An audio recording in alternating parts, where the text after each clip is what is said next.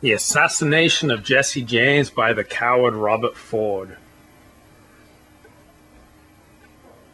Hint water, it's good. So I watched this movie last night with growing horror. Just imagine me, I'm kicking back, I'm tuning out of the Lakers game because they were down by 9 and they were going on their way to losing by more than 30 points.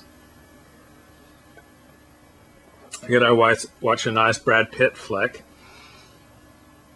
I need to find out that I tuned into, well, what can I say, but I can only sit back in my chair in the aftermath of this film and look at the ceiling, the light going out of my eyes before I can find the right words. So here's the DVD cover. Everyone in 1880s America knows about Jesse James. He's the nation's most notorious criminal, hunted by the law in 10 states. He's also the land's greatest hero, lauded as Robin Hood by the public. Robert Ford, no one knows him yet, not yet. But the ambitious 19-year-old aims to change that. He'll befriend Jesse, ride with his gang. If this doesn't bring Ford fame, he'll find a deadlier way. There's a really creepy movie about a young man who tries to attach himself to Jesse James and flatters and cajoles his way into Jesse James' life, only to betray him. And Jesse James' brother had Frank Ford's number. He goes, "You're not so special, Mr. Ford, just like any other tyro who's prinked himself up for an escapade, hoping to be a gunslinger, like them nickel books are about. You may as well quench your mind of it, because you don't have the ingredients, son." So here are the last lines of the movie. He was ashamed of his persiflage, his boasting, his pretensions of courage and ruthlessness. He was sorry about his cold-bloodedness, his dispassion, his inability to express what he now believed was the case, that he truly regretted killing Jesse, that he missed the man as much as anybody and wished his murder hadn't been necessary.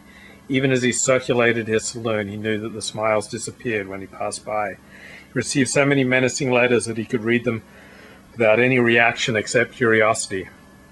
Kept to his apartment all day, flipping over playing cards, looking at his destiny in every king and jack.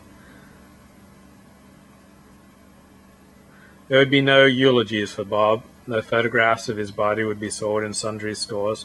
No people would crowd the streets in the rain to see his funeral cortege. No biographies would be written about him, no children named after him. Nobody would ever pay 25 cents to stand in the rooms he grew up in. A shotgun would ignite, and Ellie Mae would scream, but Robert Ford would only lie on the floor, look at the ceiling, the light going out of his eyes before he could find the right words.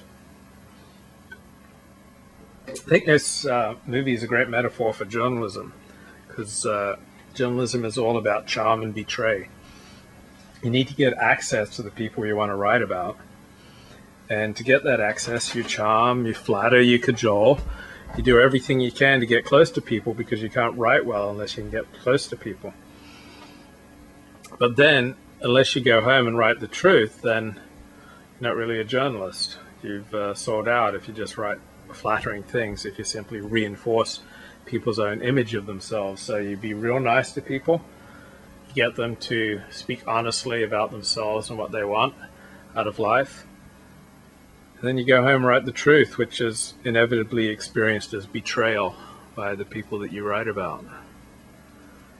And that's kind of the story of the assassination of Jesse James by that coward Robert Ford.